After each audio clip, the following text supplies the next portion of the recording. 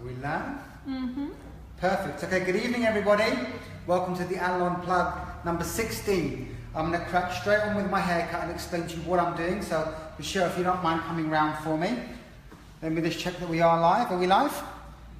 Perfect. Okay, so I'm going to start off by cutting a line in the haircut. Now, I already have a short piece of hair in the front from the previous haircut. So if you come around, you'll be able to see it. What I'm going to do here is I'm going to basically use this length as my guide, and I'm going to cut off all of my excess length. So I have a line that runs through the haircut. So if you can move over a little bit, Baba. Right, tilt the head slightly, and I'm going to show you some tricks on how to manage your line. Now normally, when you'd cut a line, you start from the back and work around. But what I'm going to do is I'm going to work from the front to the back.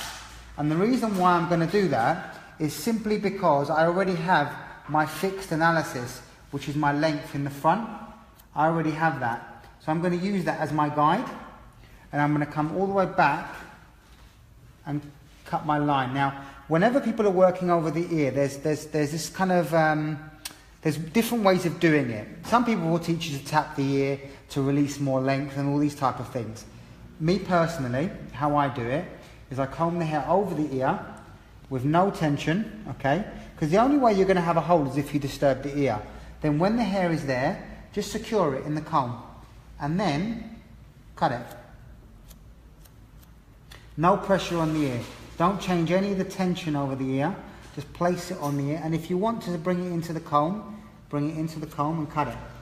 That way, you're still going to have a line, but you're not going to get a hole. And the reason why you're not going to get a hole is because you're not disturbing the ear. As soon as you start putting pressure here, that's when it affects this. So as long as the ear is in its natural position and you've got nothing disturbing, you're going to be absolutely fine. Again, coming round a little bit, place the hair in the comb, like this. Gently support the hair in the comb, and then establish your line. Don't use any tension to disturb the ear, okay? Now you could do that in lots of horizontal sections. I'm not going to do that because I don't have a lot of hair to do that with. A lot of my hair is in the back. So I'm going to come around the other side and do exactly the same principle on this side. So I'm basically cutting, at the moment I'm going to cut a line working in front of the ear, okay? And it's going to be a square line that works backwards, and then I'm going to work the back in as a separate shape, as well as putting an internal shape in the back. So Michelle, if you come around this side, darling. Good. Okay, again, put the head in an upright position. Now there's a couple of key tips to cutting a line, which I'm going to show you now. Okay, tip number 1 is head position. Now, you always want the jaw to be facing the mirror. So the danger you have is people do this. If you focus on me, Michelle. People, they start off like this, okay? So they start off with their head in an upright position. And then what tends to happen is either the client or the model will end up doing this and dropping the neck, or the stylist will overcompensate and push the jaw up, which again has a negative effect. What you want is you want the neckline to be completely in line with the mirror. So if you can film in the mirror, imagine that there's a pole that goes from the center of your chin straight into that mirror, and your head is allowed to rotate from side to side, but not to drop down. So I need to make sure that this jaw is facing the mirror. Now as I'm going to tilt the head, keep looking in the mirror so you'll see. As I tilt the head, I support the head, and I basically maneuver the head to the side. So I don't drop the chin. Okay? Now I know I've got the natural fall, okay? And I'm focused on my line. Comb the hair down to the natural fall. And then again, secure the hair in the comb. And I'm going to use my front length as a guide. I'm going to come back. I'm going to film it from this side. No pressure over the ear. No pressure on that ear, okay? Now, before I carry on, I need to check my balance to make sure my balance is okay, because I'm relying on the previous haircut length to make my line for me. So, I need to check my balance before I carry on, because if my first bit is incorrect, the rest of my shape will be incorrect. So there's different ways of checking the balance, okay? One of them is obviously to stand in front, use your fingers, and place the fingers in the same spot, and then roll your fingers down. Do not do this. Don't pick up one piece of hair up here and one piece of hair down here. and roll it down, because you're looking for symmetry, you're not going to find it that way. Okay? What you need to do is you need to use the length that you have as a guide, grab it from the same point, comb the hair down. Now this is the most important thing, because if this is wrong, if this length is wrong, the length will be wrong the whole way around. Okay? Pick up the hair from the same point and go down. Okay? Another thing you can do is do this. Let me show you this. Watch. Look over my shoulder. If you can keep your head there for me. Perfect, thank you. Like that. Okay. So, comb the hair down.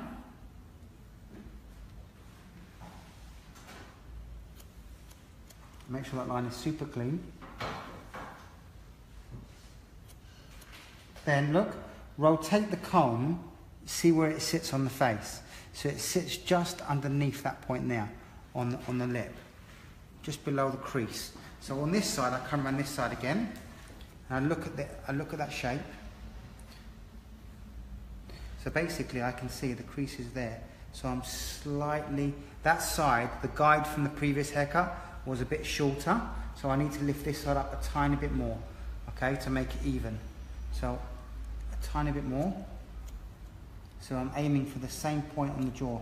So I'm relying on the previous haircut to basically dictate where my line sits. I know I'm going for a square line. I know I'm not using any tension over the ear. I'm releasing the tension and then just securing the hair and cutting my line. Okay. Another thing you can do to measure is this. Take a horizontal section, okay? Take your comb, rest your comb at the root, and then measure to see how many teeth sits in that comb. So I can see from there to there, that's how many teeth I'm using, okay?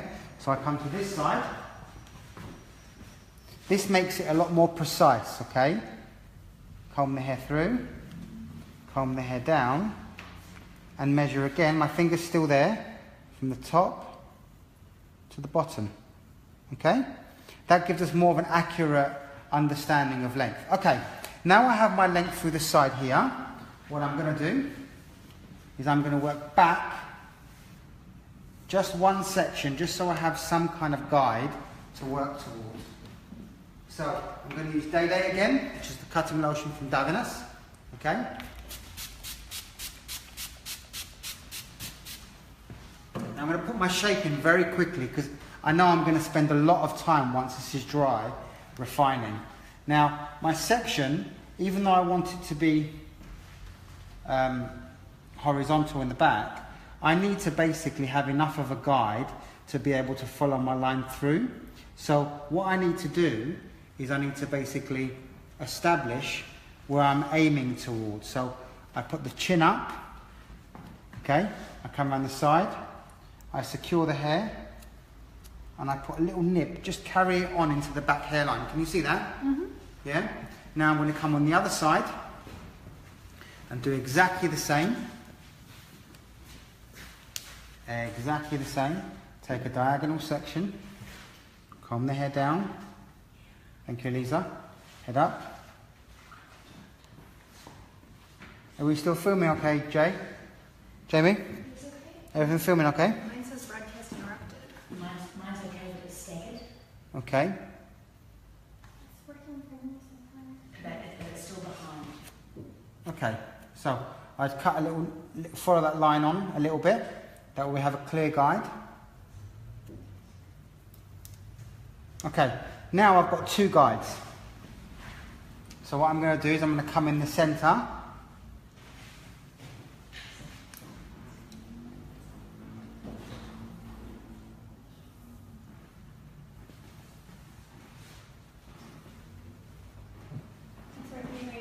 Guys, is it still broadcasting okay? Yes, yep. Okay, perfect, thank you. Thanks for letting me know. So you can see the hair is quite dense, yeah? So what you need to do when it's this dense is work super, super clean. So I'm going to start in the centre back with a vertical section from the crown to the centre nape, and I'm going to cut this as you would classically cut a square line. So I'm going to take a horizontal section. 1 second, Lisa. I'm going to comb all the excess hair. Remember, it's all about working super clean, yeah? Never be lazy. Remember, a lazy hair cutter gets a lazy result. So don't be lazy and not groom the excess hair properly. Very, very, very, very important. Very important, okay? It's the difference between your haircut sitting perfectly and your haircut not working at all. Do the same on this side. At the moment, I don't need any clips because I can use the ears to groom the excess hair and to work cleanly, okay? Now I have my guide either side of the line, okay? And if, Michelle, if you come stand in the back, you'll be able to see the guide on this side and the guide on this side. Okay? Now what I'm going to do is I'm going to keep the head down, secure the centre, and cut a line that goes out from the centre. And then what you're going to do is the head's going to go up to the side. Come on this side. Like that. And we're going to cut using the length from the side. And we're going to go all the way back. I'll lift that length up a little bit.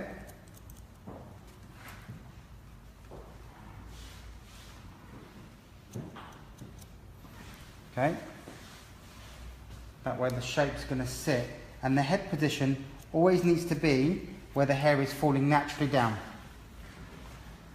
Come on this side, sure. Good. Now you can see the hair likes to push a little bit forward.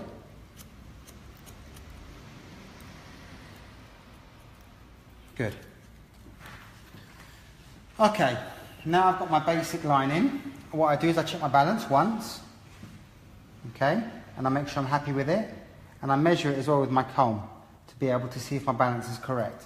Now I can see this hair likes to push forward. Don't know if you can see that well on camera. So I need to be mindful about how tidy that line is and how much tension I put on that, because when I start to cut my internal shape and change my internal shape, I need to be mindful that I keep enough weight in that outline to control it. Okay, so Mrs. Jamie, I've got Miss Jamie asking questions for you, and I've got Mrs. Michelle filming, doing a great job filming, and I've also got this week, I've got Mrs. Eliza. I'm using her fingers to help me control the sections. So if you've got any questions about cutting a line, please, please, please feel free to ask Jamie, and she will translate them over to me. A few key tips to cutting a line. Don't just focus here. Focus on the root, because the root will give you the natural fall, okay? A natural fall dictates how the hair looks. We have our first question about your line from Kim Franklin Hickman. Hey Kim. She wants to know, why do you tilt the head to the side? Okay, so by tilting the head, as in when I'm working through the side, so when I'm working through the side, I tilt the head to the side slightly. Actually, before we carry on, just focus on this bit here, guys.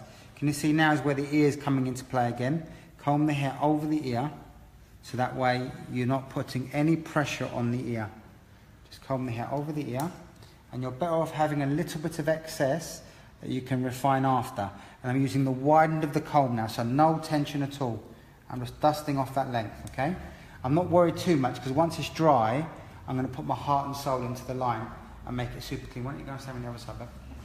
I'm going to make it super clean. So why am I tilting the head to the side? So when I'm tilting the head to the side, what happens is, again, be mindful of the jawline constantly. What it allows me to do, it allows the hair to naturally sit flatter to the head, whereas when the head is upright, the hair sits out from the head. So comb the hair down, just support the hair in the comb, do not put any tension, and just follow the line through. Don't use any tension. Now when you're cutting the centre back, the head should be down, okay? That way the skin becomes taut and you can get a really beautiful line in there. When the head goes to the side where you're cutting the mastoid process area. So where the trapezius muscle is, head down. When you're cutting the mastoid process, head goes up, slightly to the side. Look at the root. Make sure the root is going straight down, not backwards or forwards. Comb it down and establish a line. Okay, last section here. We have another question from Daniel Burke. Hey Daniel. He would like to know, why don't you work with sectioning clips? I could do, but in this scenario tonight, I want Eliza to watch exactly how I'm doing this, because she's going to be teaching it exactly like this way in a classroom at some point.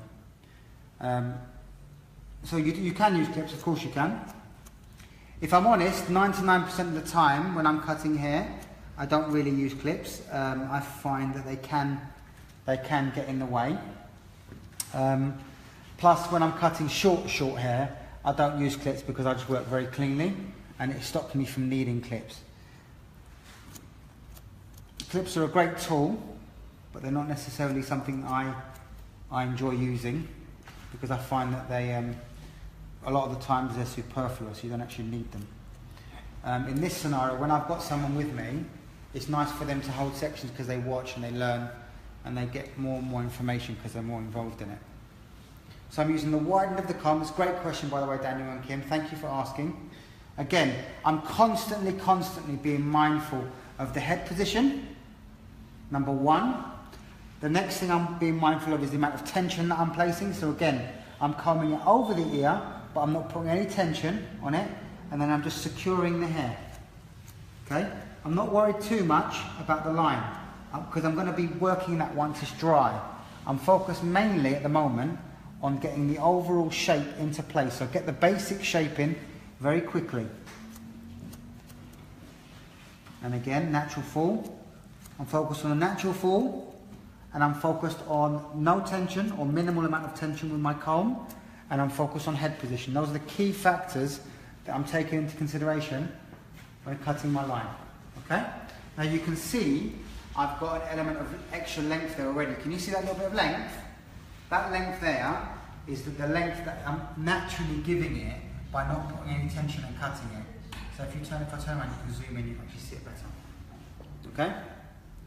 Good. Now I'm going to cut this side. Same principle. So the head to the side. Horizontal sections. Groom the excess hair. 1 second, Lisa. Groom the excess hair. Super clean. Hold that, Lisa. Perfect. Head position. Start with the head position. Always start with the head position. Get that right, and the rest works for you. Don't use any tension over the ear. And cut the lining.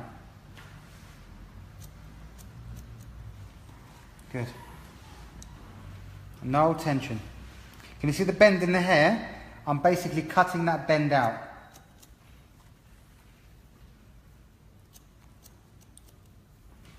We have another question from Tinkers, Andy McClintock.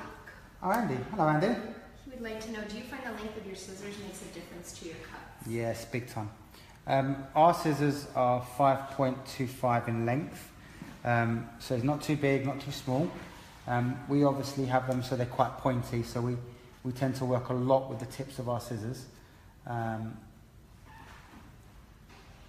So personally, I don't think they should be much longer than that. That being said, some people use very big scissors, and that's not a negative. Everyone's comfortable. Scissors are a very personal thing. Some people are really comfortable with bigger scissors. Some people are comfortable with shorter scissors. Me personally, and at Allilon as a company, we tend to use one length scissors, and it's always the same. It's 5.25 or 5.5 in regards to the length of it. When you're cutting scissors over comb, it is quite nice to have quite big scissors, because then you can get rid of a lot of hair at the same time, but realistically you don't need massive scissors. Again, make sure the head is in the correct position. Align the chair properly with the mirror. Good. Comb the hair down over the ear. No tension at all. Just secure the hair. We have a question from Tamara L. Smith Hey Tamara. from South Africa. Cool. She'd like to know, are you overlapping? Overlapping, okay. So overlapping, I'm assuming what you're meaning by that, or my understanding, correct me if I'm wrong, is that am I going beyond my guide or am I cutting on my guide? I think that's what you mean by overlapping. If that is the case, I'm using my guide, so I'm using exactly the same guide every time. I'm not trying to get longer every single time. I'm not sure if that is what you mean, Tammy, but I hope you can maybe clarify if I'm correct in what I'm saying. So I'm trying to use the existing guide. So in this haircut, my number system is 1, which is my initial guide, 2 to 1, 3 to 1, 4 to 1, 5 to 1, and everything comes down. Okay. I'm going to secure the hair in my comb and cut my line. Now you can see this ear is slightly more predominant. Can you see that? So I've got a few more issues with this ear, but I'll work on that once it's dry. I'm not too worried about that now. The basic idea is to get the length in first, and then I can then start spending loads of time once the hair is dry, making sure that line is perfect. Plus, when I start cutting my internal shape, the outline is going to change a little bit anyway. The amount of weight that sits there. Okay, basic shape, basic external length done. Now I'm going to come internally, and I'm going to work some graduation through there, so that way the shape feels a little bit fuller and a little bit nicer, and it has a nice swing to it. So, if you come over my shoulder again, Michelle. Can I ask you one question before you get too far along? Yeah. Kim Franklin Hickman would like to know, do you have any tips for the natural fall of the hair coming from the crown? I sometimes find it difficult where to comb the hair.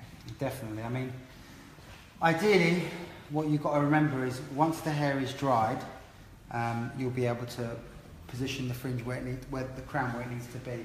Ideally, what you want to try to do is just comb it just as down as possible, really. You can't really kind of comb some hair that way, some hair that way. It's just the crown is too erratic. So you need to basically just try and focus on getting it down to a certain point, natural fall, as best you can. And when it's dry, spend time refining. I mean, when this hair gets dry, I'm going to spend loads of time polishing it, making it really beautifully balanced. Okay, come and zoom in so I can show you what I'm going to do now. Come on this side. Come on this side, Michelle. Okay, so I'm going to come in, and I am going to take a bit of weight out of the outline, not too much, but that is going to change how the outline sits for me. Okay, it is going to change the way the weight sits on the outline. I'm going to take multiple sections either side. So 1, 1, 2, 2. Come behind me, film above my shoulder. Good, so you're getting everything. And you can see I am taking quite a bit of weight out of that external shape.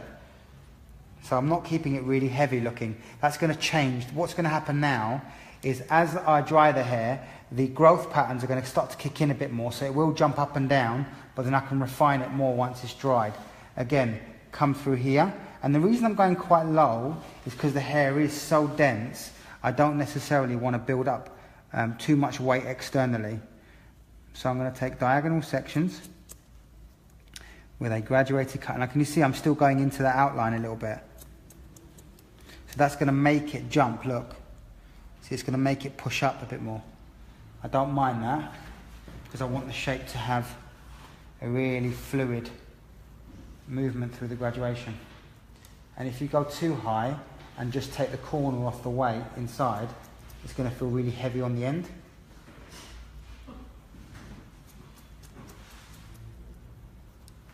Calm the hair down.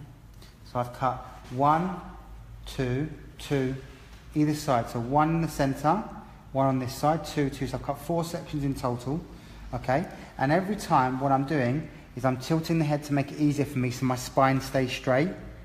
And I'm combing the hair away, combing it back. So every section is going to the previous section. Okay? Again.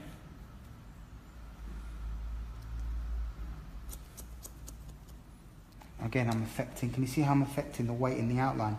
So that's going to change in a minute. It's going to affect my initial line slightly because of the weight that's sitting in that area.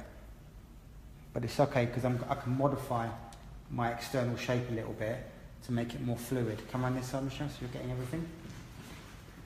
We have a question from Andreas Spathariotis. Okay. How do you say that? Yes. It says, hello, Johnny. Hi, Andrea. When tilting the head to the side and cutting on the mastoid process, isn't the hair sliding towards the back? When tilting the head, tell me again what the question was? Cutting on the mastoid process, Yeah. isn't the hair sliding toward the back? Sliding towards the back. I'm not quite sure what he means by that. Let me think about what he means by that. Bear with me.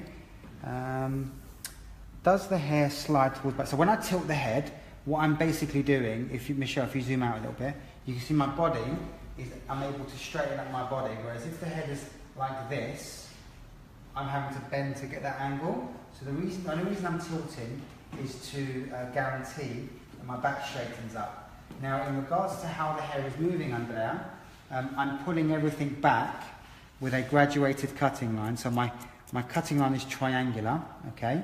The hair isn't seeping back. It's literally going to the previous section.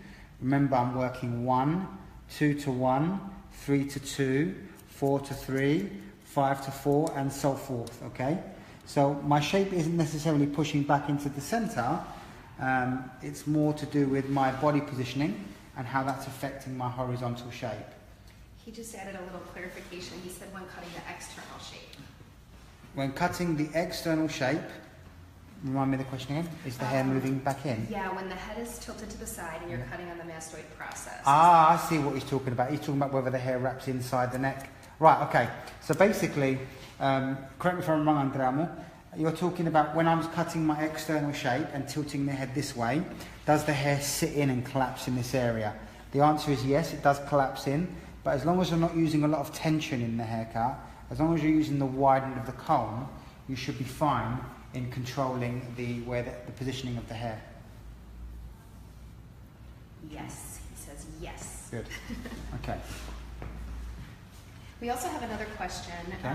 and I'm so sorry I can't pronounce the name, but they're asking, why do you put in the entire line and then graduate? If you are in the salon, it's a waste of time. Okay, that's interesting. So let's change the question slightly so it's a bit more, slightly more of a positive question. So the question could be, when do we cut the external shape first and when do we cut the internal shape first? So there isn't necessarily a waste of time process because I'm actually using the external shape to guarantee the angle of the cutting line. But to answer the question in regards to what should you cut first, if you cut the internal shape first, then the internal shape or the angle of the cutting line of the internal shape will basically dictate the amount of weight distribution there is on the external shape. If I cut the external shape first, which is what I've done, the angle of the cutting line is dictated to by the length that I have externally. So try not to think of it as a waste of time. Try and think of it more as the reason why we're doing it is one automatically dictates the other. So in this scenario, my external shape dictates the choice of length of my internal shape. Either way, you're going to cut both shapes. The key is to understand what you're cutting first and more importantly, why you're cutting it first. Okay? We have a question from Katrin Cannington. Okay, hi Katrin. She'd like to know, is your internal horizontal shape at the back square or is it round? Good question. Okay. So try, if you can, try and control your, when I'm combing your hair, if you can try and keep it still for me. Okay. Thank you. So my horizontal shape at the moment through the back is going to be square, okay? And the reason it's going to be square is because I'm trying to maintain weight behind the ear. Tilt the head slightly, make it a bit easier for me, like that. Come in and graduate that shape in. So I'm basically, you can see the shape slowly building, you can see the graduation dropping off behind the ear already, okay? And it's quite a beautiful, steep kind of angle. I think you're going to like this haircut. This haircut is something that you can definitely do in the salon very quickly, very easily tomorrow, okay? Thanks, Eliza. Just comb this behind you 1 second. Okay, come. Good. Perfect, thank you. Okay. Come on this side, Shan. Always look it from the side way, that way you can see the cutting line. Can you see how the cutting line again, look, it's being dictated to, going back to that previous question that was asked, it's being dictated to by the external shape. So that internal shape is being dictated to by the external shape. Always check over the crown to make sure that the shape is balanced and fluid, because that's the connection point. Can you see, look here, Michelle, check in, here, that's the connection point. Okay, good. Got 3 more sections, and then we're going to start to blow dry. And I'm going to spend loads of time on this. Once I've blow dried it and ironed it, I'm going to spend loads of time making sure that the haircut is beautifully clean. Good. Thank you for your questions, guys. I love you guys asking questions. I think that's so cool. Also, another thing, I'll mention it again. On the bottom left-hand side of your screen, there is a share button. Please feel free to share it. If you're enjoying what you're seeing, please feel free to share it with your friends and your family, because some other people could also benefit from being part of this Allilon journey with us. Now you can see the shape dropping off. That's going to be beautiful, that. That's going to look really nice, that is. Okay, coming through this side. Same thing. Good. Keep it super clean. Very, very important. Again, you could start in the back. By starting in the back, you're able to guarantee that connection point. I'm just going to change sides. Okay. By starting in the back, you guarantee that connection point, yeah? And then by coming through the side, I guarantee the fluidity of my graduation. So even though I want it to be graduated, I still want it to be quite soft. So I'm going to use a little bit of freehand as well. I'm going to use some personalising techniques to soften the hair so it moves really nicely. Okay, 2 more sections, either side, and I'm done. The haircut previously basically was quite heavy. So I'm going to graduate the line through, and then I'll show you what I'm going to do with the front area. Because this is, I don't know if you read the text that we put on for what we're going to be doing. This is going to be like a combination of different angles of cutting lines to create different techniques. So at the moment I'm just focused on my graduation through the back, okay? That way I'll get a really nice angle to my shape, and then I'm going to come through and I'm going to change the weight distribution through the top through here. The first thing I'm going to do is really get that fluidity of the graduation from the back. Okay? Now you can see as soon as you take the weight out of all of that, it changes the way the outline sits. And then what I'm going to do after when it's dry is really refine and personalise this outline. Got 2 more sections on this side. Thank you. So as you can see, my sections are diagonal. And I'm using quite a lot of tension in my fingers.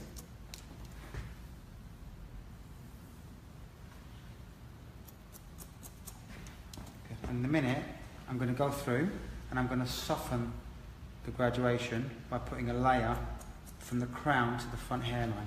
I'll show you what I mean in a minute. And this is a really nice haircut to cut in the salon because it's really wearable and it's quite commercial, and a lot of people will enjoy wearing this kind of haircut. Again, comb the hair down. Okay. Now, I'm going to come from the crown. DD. Don't be scared to use this cutting lotion, yeah? Because it's really pliable and it doesn't weigh the hair down. I say it every week. So for those of you who are tuning in for the first time, thank you for tuning in. I hope you enjoyed the Allilon Unplugged. And for those of you who are regulars, you know who you are. Thank you for tuning back in, guys, and please feel free to challenge me with as many questions as you like, because I love that. I love the more my mind is challenged when I'm cutting hair, the more fun I have. Okay, so before you ask me that question, I'm just going to show you what I'm going to do with regards to the layering. So I'm going to take a section which goes from the front hairline all the way back to the centre back of the head. So come on this side, Michelle, please, darling. Go. Right. And I'm going to take the section that goes all the way down.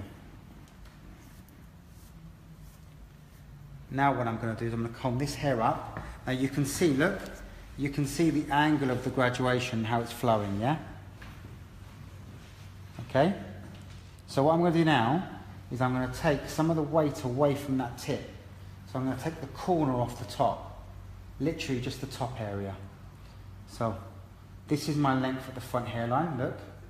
You can see that's there, so I'm not going to touch that. I'm going to connect these two together by taking a diagonal section, a section going from the front to the back and cutting a triangular cutting line. And what this is going to do is going to loosen some of the weight that moves around the ear, yes, and it's also going to make sure that the graduation becomes beautiful and then flows out into a nice layered shape through the crown. That's section 1. Section 2 is going to mirror that section, okay? And then what I'm going to do is I'm going to comb 2 to 1.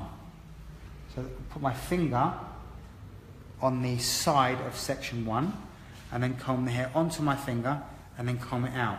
That way I'm guaranteeing that the hair is coming straight out from its base. Sorry, it's coming straight out from number 1, which means the number system will be 2 to 1, 3 to 1, 4 to 1 and so forth. And you can see that very little hair is coming off. Like, it's going to come less and less and less. But all that does is it just gives me that little bit of extra freedom, and it doesn't necessarily affect too much the amount of weight that I have over the ear. Again, put my finger on section 1, comb it onto section 1, and then comb it back. Jamie, you had a question? Yeah, I do. And then I had about 4 questions asking what you're using as a cutting lotion. Okay. Let's start there. Okay, so I've been using the BB Mist, okay, this is from Davines, okay. This is my, I use it on everything, curly, straight, men's hair, it's just a great cutting lotion. It's called Daily Mist, and it's by Davines. Davines is an Italian brand. For those of you who have never used Davines before, they're the brand that we, as Allilon, are heavily associated with, an amazing relationship with them. So if you're based in America, you basically need to contact Davines North America. If you want to email us on info@Allilon Education in regards to anything, any questions you might have, or if you want contacts for the product, we can definitely help you. Okay, now I've got number 1 on this side now. So this is number 2, this is number 1 on the second side. So I'm combing number 1 up again. Lots of tension. And use number 1 from the previous side as the guide. Lots of tension. Okay, now I take number 1 from side 1 out. I don't need that now because I've got my section 1 on the new side as my guide. Okay, my sections are going through to the back, so you could argue that they're slightly horizontal working down this way. And again, I stand on this side, and that way I can see, if you come over this way, Michelle, you can see that I'm using section 1 as my guide. So I can stand here and comb everything towards me. And you can see less and less hair comes off as I introduce more sections. And again, because of my choice of number system of over direction, I'm not really affecting too much the weight through the side. Comb it all. And what should happen is there should be nothing coming off, just like a minute bit. There you go. Good. Okay, my basic shape is done. Now what I'm going to do is I'm going to blow dry, and I'm going to start to refine and check all my shape, and then start using some freehand techniques to personalise the shape and make it really neat. Okay? Good. Before I do that, let me quickly get rid of the neck hair. And just for the interest of time, I'm going to do one side with the clipper and one side with the scissor, and I'll explain to you the difference. So tilt the head up, move the hair up, and get rid of all that excess neck hair. Good.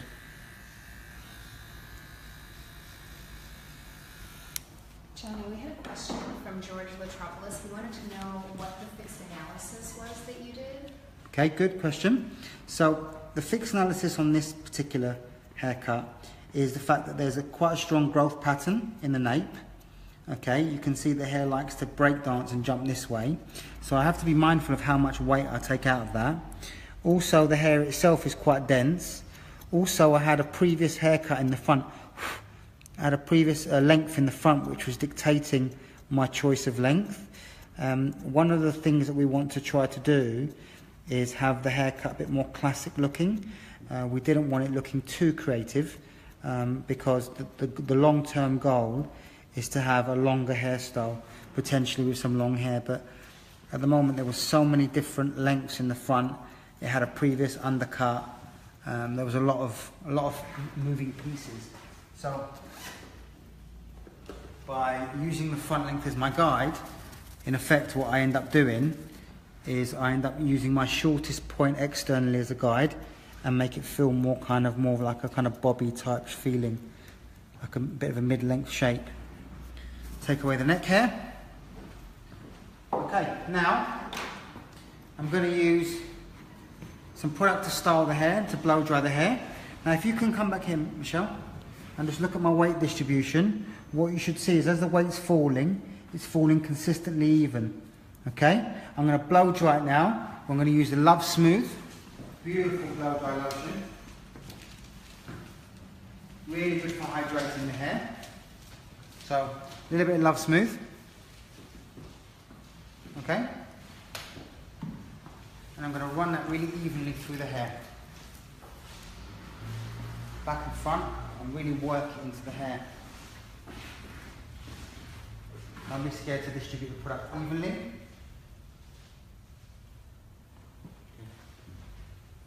Johnny, we did have one more question about the day-day. Does that equalize the porosity of the hair? Yeah, it definitely helps with conditioning and equalising the porosity. But to be fair to you, the key is the prep anyway. Aside from using it as a beautiful cutting lotion, the shampoo and the conditioner you use are also just as important, because you don't want to basically be using the wrong kind of shampoo and conditioner for the wrong type of texture of hair.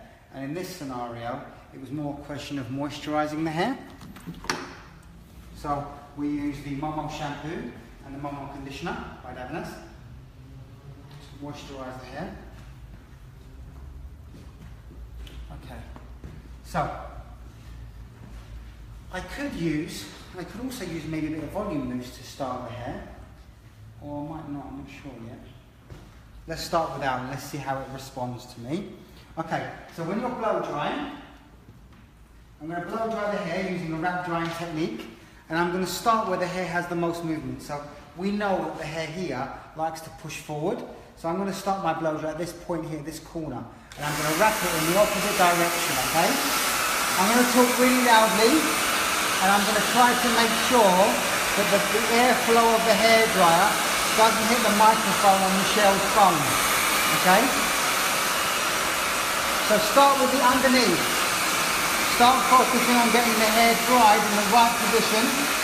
I want it to move away from me because the hair naturally wants to grow forward. So I'm going to blow dry it backwards like this, okay? And I'm going to keep the hair dryer moving, and I'm really going to focus my airflow going backwards like this. And I'm not going to move on until that hair is sitting how I want it to sit.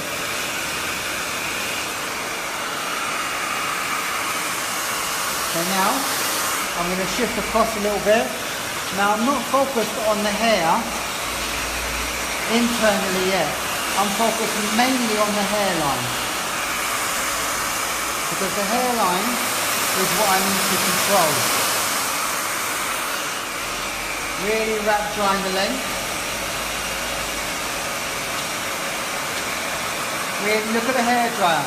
Look how I'm moving the hairdryer.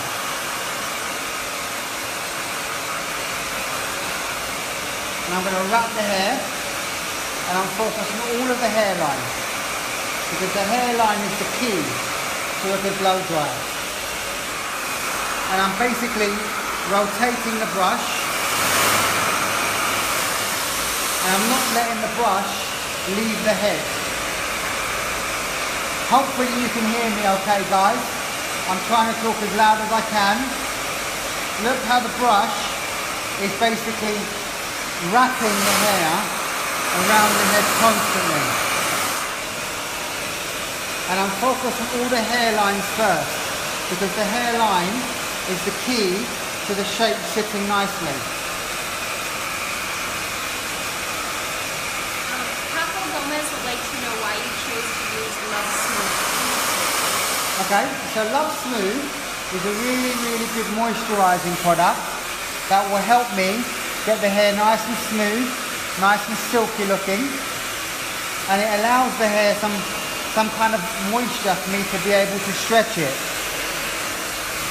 Notice how the brush is staying on the head, and I'm pulling the hair around the head like that, and then placing it into position. We have another question from Noelle. She'd like to know, when do you use a nozzle and when do you not use it? Good question, Noel. So you can use a nozzle. You can use a nozzle whenever you want. A nozzle is very, very good for directing the heat in a specific area.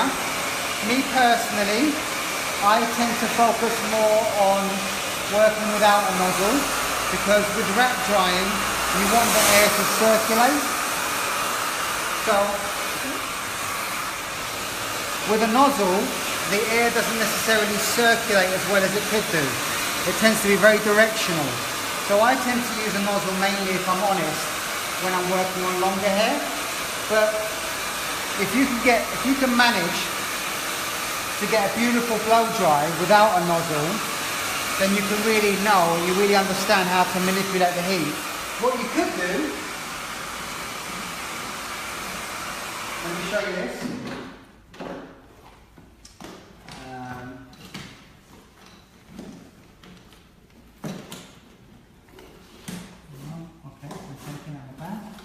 Okay, there's a little nozzle that goes on the end of the hairdryer, which makes it more narrow, which makes the airflow a little more direct. Because the airflow of this is quite full, especially with the GHD. It's quite a wide surface, so you can get like a mini circular ring that goes on the end of the hairdryer that basically helps the hair sit properly and focuses the airflow a little bit more direct than usual. Really stretch the hair out. Johnny, Lisa Sully would like to know, do you believe the temperature of the blow dryer affects, or the temperature of the air affects the blow drying? Yeah, definitely. I mean, ideally when I'm blow drying, I use quite a lot of heat, but I always keep the hair dryer moving so I don't dry the hair too much. But yeah, I use a lot of heat. I like to be able to really manipulate the hair. So the best way to manipulate it is by heating it all the way up and then putting it into place so it cools down.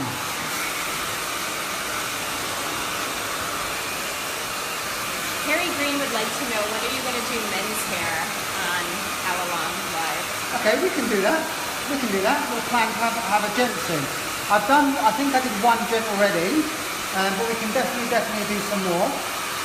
Personally, I love cutting men's hair. And I know there's a big demand for men's barbering and men's hairdressing at the moment, so we could definitely do some gents. I'm actually in Lithuania next week, so next week I won't be able to necessarily select my model as easily. So obviously next week when you tune in, I'll be doing it from a different country. And I'll do my best to see if there's any male models there that I can use.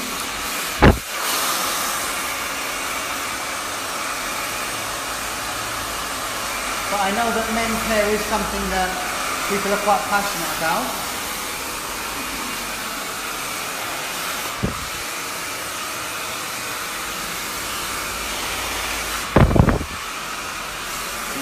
opinion about, or we have a question about your opinion. Which do you think is more sophisticated, short or long hair?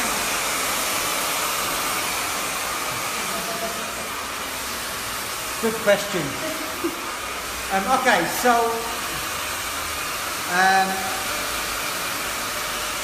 what's more sophisticated? Who asked that question? Let's see, Raya Kanan. Okay, so I think, okay, you want the truth? The truth is that what makes a woman look sophisticated or makes a woman look sexy isn't necessarily the length of her hair, it's how she carries the style. So if the length is short or the length is long, really it's irrelevant as long as the person wearing it has that kind of sense of confidence. Really you want whatever makes the client or the model as confident as possible. That's what you want to do. Do I prefer women with longer hair or shorter hair? Again, it's irrelevant. It's about how the person carries themselves across, you know? Sophisticated is a tricky question, really. Because it can look, as long as if it's long hair, as long as it's healthy and in good condition, then I'm 100% behind it. But if it's long and damaged and brittle and broken and not very good, then for me it doesn't make sense. I'd rather cut it off and make that person look incredible, you know?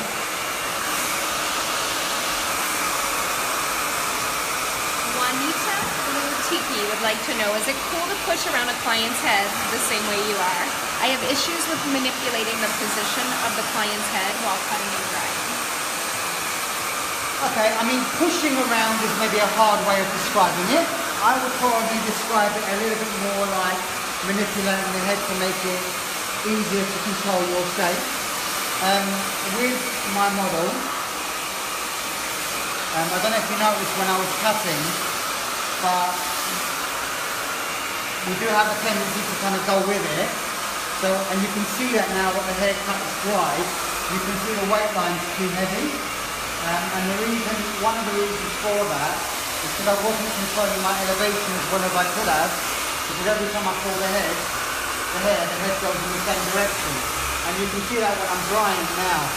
So ideally what you should try to do is try to communicate as best you can with your customer or model or whoever you're doing. Try and communicate as much as you can in regards to them keeping their neck and their head as stable as possible based on where you're putting it. And then once it's dried, I can probably manipulate the hair a little bit easier because of the fact that the head allows a bit more control over the neck. The hair won't be as elasticated.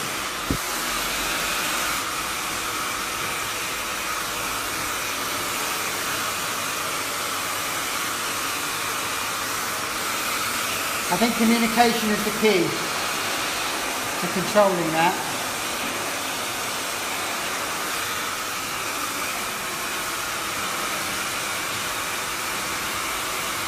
Can I get some oil, please? Thank you, sir.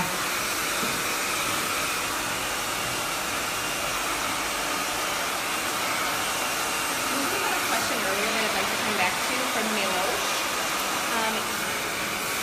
They would like to know what scissors you were using and if you could tell us a little more about them.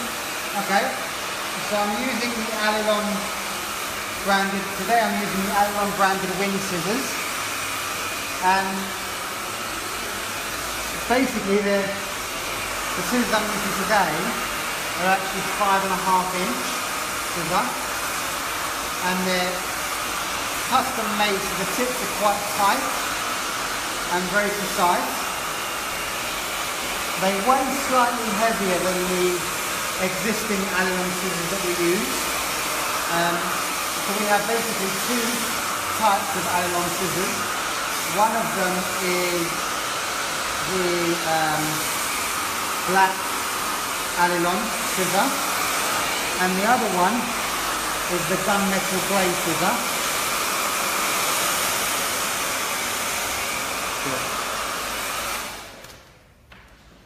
So, now, I'm going to use the oil which is over here.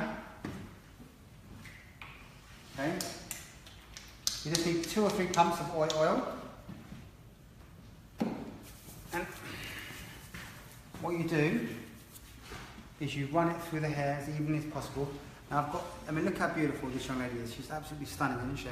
So she makes my life a lot easier. The hair has been processed quite a few times, so it is a little bit dehydrated. So by putting the oil in the hair and running it through quite evenly, you can get a bit of shine, excess shine in the hair. Don't be scared to really push it through the hair. Johnny, Michael York Vickers would like to know, what made you decide to dry this without a nozzle? Okay, so when wrap drying, the idea of wrap drying is you get that circulation. So by working without a nozzle, the air has a lot more of a circulated kind of effect. Whereas when it's got the nozzle, it's very direct. So it doesn't allow the hair the air to circulate as well with a nozzle than without a nozzle. So one of the pieces of advice I'd give you, if you were tension drying a lot more, and when I say tension drying, I mean as in tension drying like this, you're better off using a bit more of a nozzle because it makes the shape a bit easier to manage. But if you're not tension drying, using a little bit more oil, then try and avoid it if you can, because you don't need it. Remember, it's not the tool that's the problem, it's the person that's using the tool and the reason why they're using that tool that can be the problem, because it's to do with the decision making, isn't it? So you can see the hair cut is already starting to do its job. In a minute, what I'm going to do is I'm going to go through, I'm going to iron all the hair through slightly. I'm not going to iron it to make it dead straight. I'm just going to iron it to keep it, to seal the cuticle and get a really amazing shine. And then I'm going to spend loads of time checking the internal shape first and then the external shape. Lisa, can I borrow your fingers, bub? Michelle, come over this side, bub, so you can film over my shoulder, please. Good? Okay. Thank you. So when you're ironing the hair, I'm just trying to seal the cuticle, so I'm not spending too much time ironing it. I'm not doing it too slowly because I'm not trying to set the hair. I'm just trying to close the cuticle of the hair. Over the ear, you obviously need to be sensitive to over the ear. So just focus on, you shouldn't be ironing near the root. You've got to remember that, because the root doesn't need ironing because the blow dry has done that work. All I'm trying to do is just make sure I get a really nice shine out of the hair. So I'm focused mainly on the mid-lengths and ends. I'm not focused on the root area. Yeah, I don't need to iron close to the root. Okay, so once I've checked my lining, I'm going to tidy all this up so it's really smooth. Remember, the basic shape you put in when it's wet and you get it in quick. Just comb it once, cut it once, and then once it's dry and you blow dried it and ironed it properly, then you spend your time really making that perfect line that looks like glass, yeah? Because the reality is, when ears are slightly predominant, the danger you have is if you spend so long trying to get the basic shape in wet, you run out of time to check it once it's dry. And you can't, you have to be realistic with the material that you've got to work with. When ears are predominant, you're always going to have two options. You're either going to have a slight hole over the ear, or you're going to have this long bit that kind of sits over the ear. And then when you tuck it, you get this little bit that sticks out. So what we're going to try to do is work it so that we lose that little bit of overhang. But at the same time, we're going to try and avoid having too much of a hole over the ear. Iron the hair through, seal that cuticle, comb the hair into place.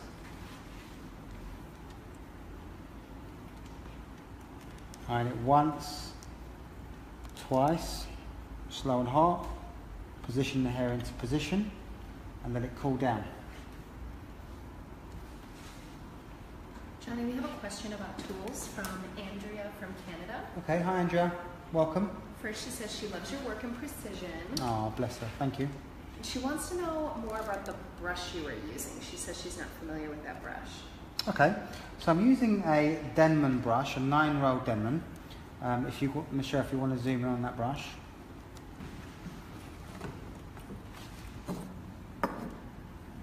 So what the brush does, the brush gives me a nice consistent amount of tension on the hair, okay?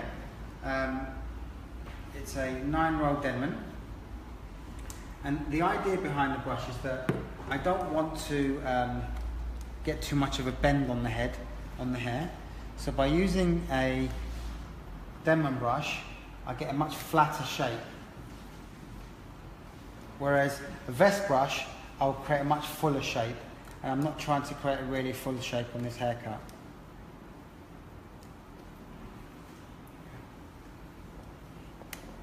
Can you see that little bit of a length on top of the ear that I've got? That's my security blanket there.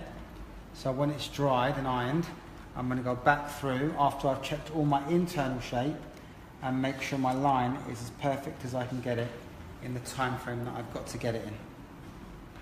Okay, come on this side. Sure.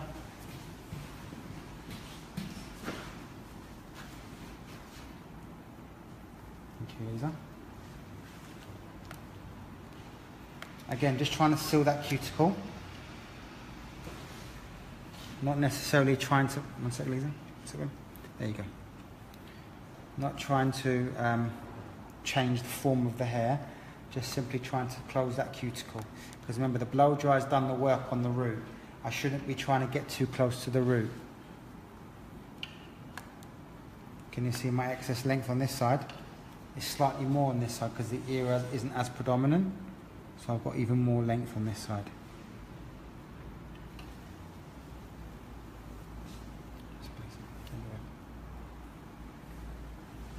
Good. So this kind of shape, I want you to try and understand that this is so easily doable in the salon. It's not a shape that needs a lot of extra work. It won't take you any more time than it will to cut any particular shape. The idea of it is that obviously we've got a combination of cutting lines that create lots of different distributions of length and weight. And it allows me to really create that fluid shape. Now once the hair is dry and ironed, I'm going to talk to my lovely model about trying to keep the head really still while I work and check all my internal shape. So when I pull the hair, we're not going to come together. We're going to make sure we stay in a stable position. And I'll be able to elevate my graduation slightly so that my shape becomes a bit more fluid, a little bit less heavy. Thank you. Good. Thank you very much. Okay, so key factors to think about when cutting a line, okay? Because cutting a line is always one of the most difficult things people find when they're cutting hair. So the key factors are, don't just focus on the line on the external shape, focus on the actual root, because the root will dictate where the hair sits, okay? So focus on the root, then focus on the angle of the cutting line, and then focus on the actual, sorry, let's find the natural parting. There you go. So focus on the root, so you're focused on the natural fall. Then focus on the angle of the cutting line, which is basically will be the angle of your comb. Then focus on the tension in relation to working over the ear and also working through the back. Remember, it's not about using a lot or a little bit of tension. It's about being consistent with your tension, and it's also about being mindful of the danger areas. So with a line, the danger area is obviously over the ear, and obviously try not to round the front off or dip the back down. And one of the biggest things people do when they cut a line is they end up dropping the back too heavy, or they end up lifting the front up too much, and then it becomes round through the front. And usually that's due to the wrong head position. So head position again is a massive, massive thing to take into consideration when cutting the external shape, because the head position will dictate your natural fall, which will dictate the fluidity of your weight distribution on your line. Jamie? We do have a question from Manos, and I'm not exactly how to word it, but I know his question is about, are you taking sections with the brush like the cutting sections or like a clock? And it was in regards to your wrap drying. Wrap drying, okay. Yeah. Good question, Mano. So what Mano is referring to is when we wrap dry, we tend to use what we call a clockwork technique. So what that basically means is, it means if you imagine that the back of the head is, this is 6 o'clock, this is 12 o'clock, you have 3 o'clock and 9 o'clock on the other side. And what you do basically is you wrap dry from 12 to 3, from 3 to 6, from 6 to 9, from 9 to 12, and you basically wrap dry the hair around almost a clock formation, and you go back and forward, side to side, until you're happy with the way the weight sits. Right, so I'm not worried about the external shape yet. I'm worried about the internal weight distribution. You can see, if you look closely, you can see there's a little bit of a weight line in there. Can you see that? I don't know if you can see that with the camera. So I need to basically soften that weight line. So what I'm going to do, if it's okay, I'm going to be pulling your hair. Okay. If you could try not to kind of go with me, Okay. that will make it really easy, yeah? Okay, perfect. So, one way of doing this would be to come through vertically, like this. Come on this side of the shirt. It's okay? Comb the hair out, like this. And then you can see that little bit of weight line there. Can you see it? Just from that top bit there. That's it. That point there is where the hair was basically coming too far back towards me. So I'm just going to take that off.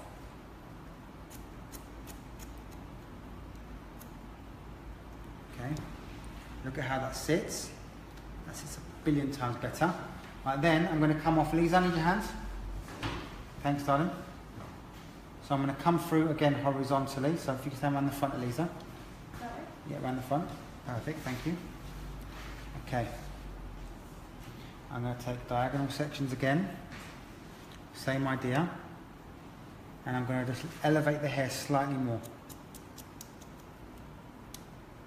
Every time, just slightly more. Just to soften that little weight line.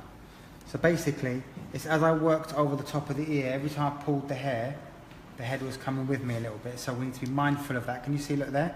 Can you see that point there? That's where I've missed the guide, can you see? So, comb the hair up.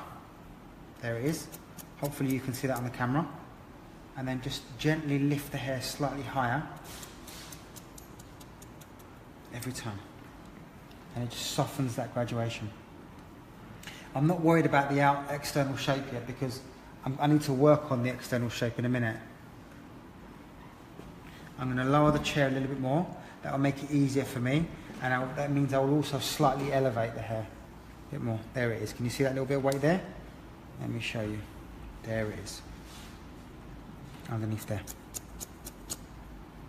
Don't be scared to...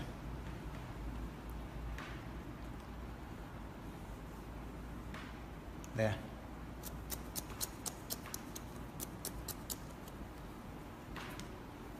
Yeah, that makes it much more fluid. Can you see? So go through the shape.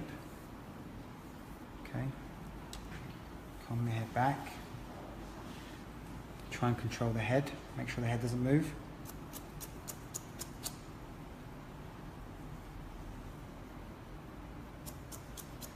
Johnny, we do have a question from Krista.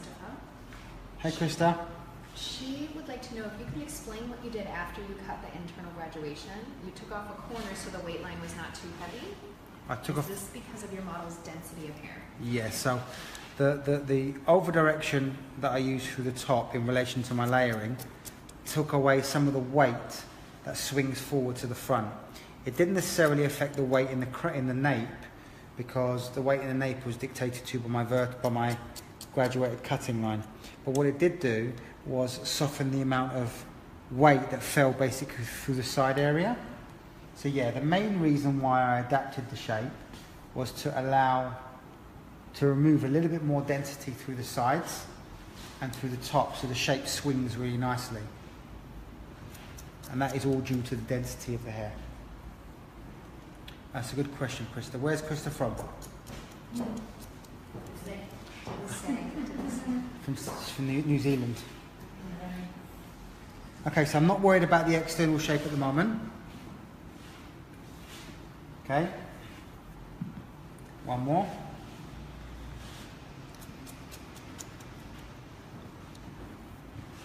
Okay, and I'm going to do the same on the other side. David Hawkins would like to know, do you ever resort to point cutting to soften a line, or let your angles do the softening? Okay, it's a good question. That's a very, very good question. Who said that, Daniel? David. David, that is a really good question, mate. Let me tell you why that's a good question. Because a lot of the time, a lot of people would basically break into the haircut to hide weight distribution. And that, for me, is a very, very big no-no. The reason why that's a big no-no is because you're not actually improving your basic mechanics. And ideally, what you want is to get your basic mechanics much stronger. And the way to do that is by working really cleanly and really controlling your basic shape. If you start to point and use pointing to basically connect the shape through, technically, you're not actually improving your mechanics. All you're doing is hiding the lack of control of the mechanics. So try and avoid doing that at all costs, if you can. Try not to point weight away. Pointing, it should really be used to personalize the shape or to kind of maybe blend in color if need be, but it shouldn't be used to change the basic mechanics of your shape. Can you see that? Look. There. See that? A little tiny bit there. Is the difference between the head being in the correct position when I'm over-directing the hair back. Good. It's a really good question, by the way. Thank you for asking that.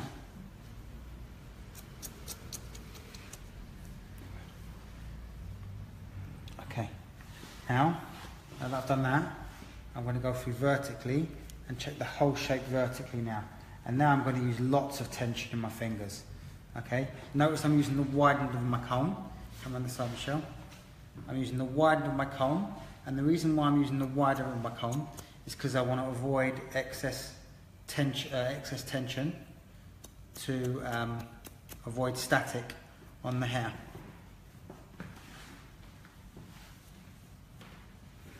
Widen the comb.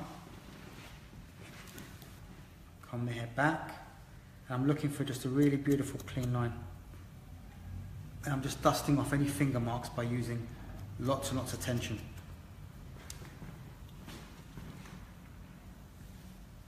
Once I do this,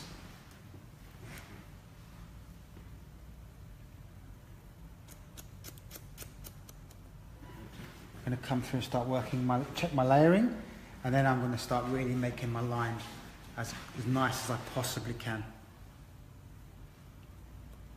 You can see there should be nothing coming off, yeah? You shouldn't really be changing the shape. Okay, now back to this side. Come in, Michelle, behind me.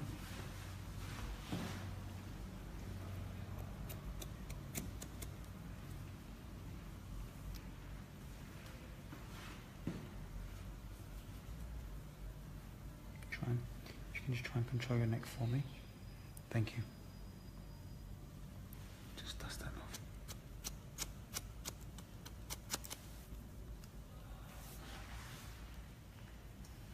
Tonic Hairstyle would like to know, when you were training, did you find controlling your elevation on the left or right side harder? Why? Very good question.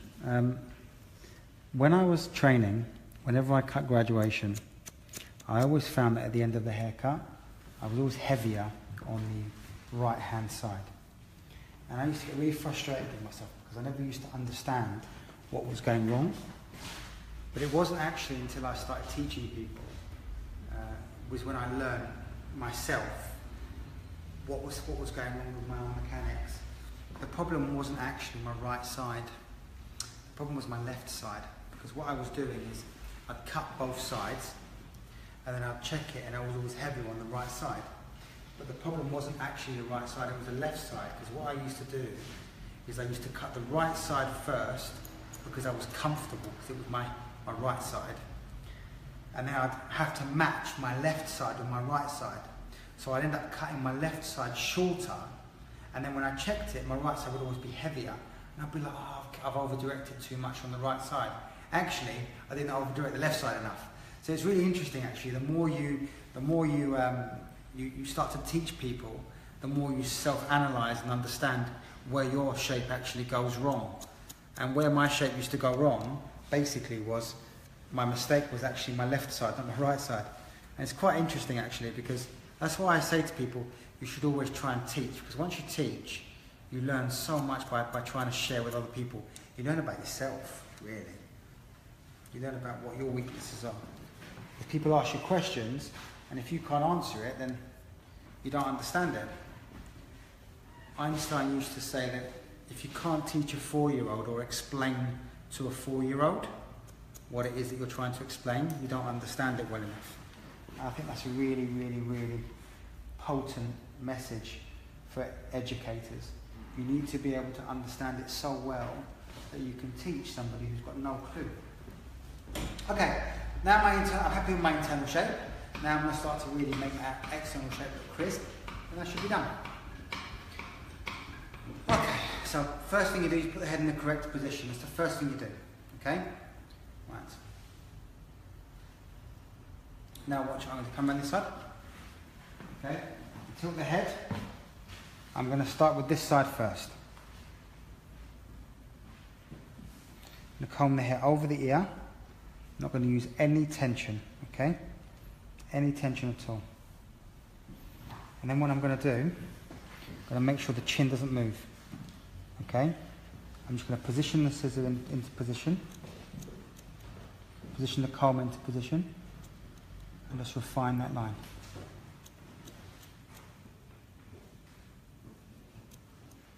Can you see the hair dips into this little crevice where the jawline is? That makes it very hard to cut that bit. So what you do, put your blades underneath, lift it up slightly, rest your comb underneath, tap it onto your comb, and then work your line. And what that does, it gets through that little awkward bit there that you can't get into. Then focus, if you look here, come behind me, so you're looking over my shoulder. See this hair here? This hair, can you see it's falling behind the ear? Which means I'm getting this little long bit. Now if I pull it over the ear, watch what happens. The long bit disappears. Yeah? So I don't have the long bit. But if I let it sit where it wants to sit, which should be behind the ear. So right now I'm going to comb from the root, look at the widening of the comb. Okay, I'm going to comb the hair down to the natural fall. Okay, that little bit of length stops me from having that hole. But I need to basically secure that hair and work it through, because this little bit of length here, I need to basically soften it through a little bit. That way, I know when it tucks, watch what's going to happen. I'm going to have a long bit, watch. When it tucks. See? So everyone now, every hairdresser goes, well, what do I do now? Do I cut that off? If I cut that off, I get a hole. If I don't cut it off, I get this long bit when the customer tucks it behind the ear. Now we know the customer's going to always tuck it at some point. So you're better off taking that length away. But there's a different way of doing it. Let me show you, okay? This is a good little tip for you all. Michelle, come on this side. Okay, watch. Lisa, I need your hands, please. So, first thing you do is take a section, a very fine section over the ear, comb it down, okay? Don't use any tension, and just make your line work, okay? So, externally, you've got a nice line that's running through the shape, okay? Work the front down, comb the hair, make that line super clean.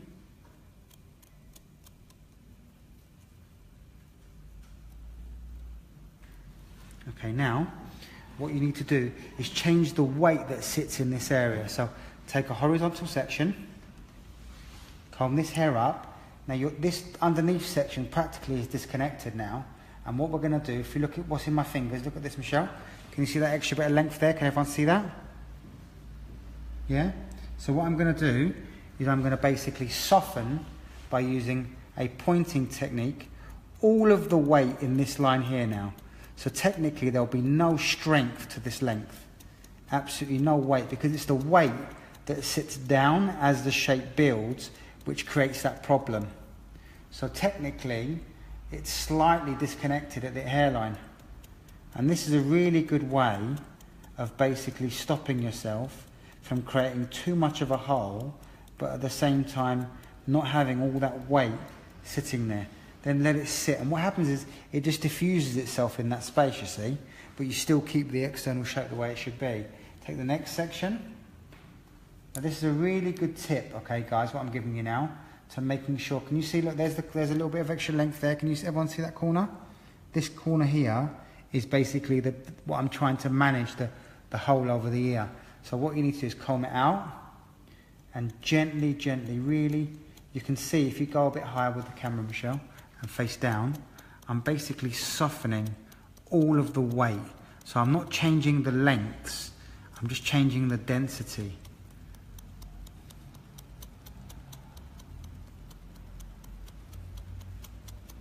And as that weight sits down, it's going to blend itself in and not be too heavy, because it's that little bit of extra weight that goes over the ear as the hair builds, as the amount of density of hair falls down, that basically pushes the weight back and forwards.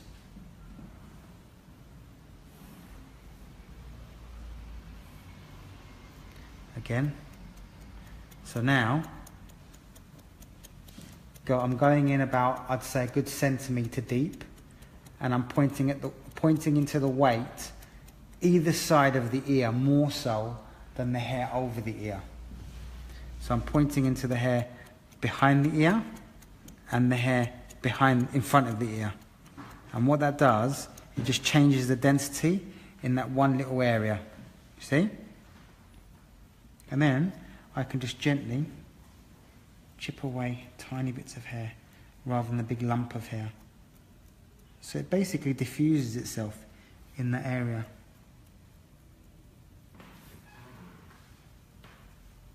Any questions? Not at this moment. Okay, Somebody good. just called you Bloody Genius. Oh, bless them. Bloody Genius from Sue Kelly. What it is, Kelly, is that little piece of weight that sits here basically will push behind or in front of the ear, and that's what basically creates this big lump behind the ear. Whereas if you do this, it just diffuses itself and it doesn't affect your line. I'm actually going to lift the line up a little bit. Actually, I'm not happy with the way it's sitting on the face, so I'm going to lift the line up slightly more, just so basically I'm going to use the crease here to get a much more defined line. So if you come behind me, Michelle, give me some space so I can jump in there. Okay. So that's obviously going to change the length slightly, but I think it will give me a much more nicer line. So I'm going to rest the comb in here, and I'm going to rotate it there. That's where it's going to be. Put a little snip in there. Put a little snip in there. Basically, if I'm cutting it before the roundness of the lip, of the cheek there, and that way my line will sit much nicer. Again, not taking hardly anything off the front. We want to try and grow that front down. She doesn't want to have a shape that goes much shorter in the front. We're using that point there as a guide. Okay, now I'm going to focus on the hair behind the ear now, working into the back. So keep the head upright. Get behind me, Michelle. Try and film over my shoulder, babe. Right now. Secure the hair and then work around. And now what I'm doing is I'm just remolding the line. Now I've gone to the mastoid process, to the trapezius muscle. Hold the head down again. Film over my shoulder, Michelle, always, please. Okay. Just change the length a tiny amount. Johnny, really beautiful. Krista would like to know, how do you decide your choice of length on your external shape? Okay, so basically the choice of length is purely dictated to by where it's sitting on the face, where it's sitting on... I don't know if you can see, if you guys can see here, but I don't know if you guys can see, but can you see that? The fact that there's a bit of a lump there in the muscle. Basically, inside here, there's an indentation. Can you see that on the camera properly? Like here, yeah?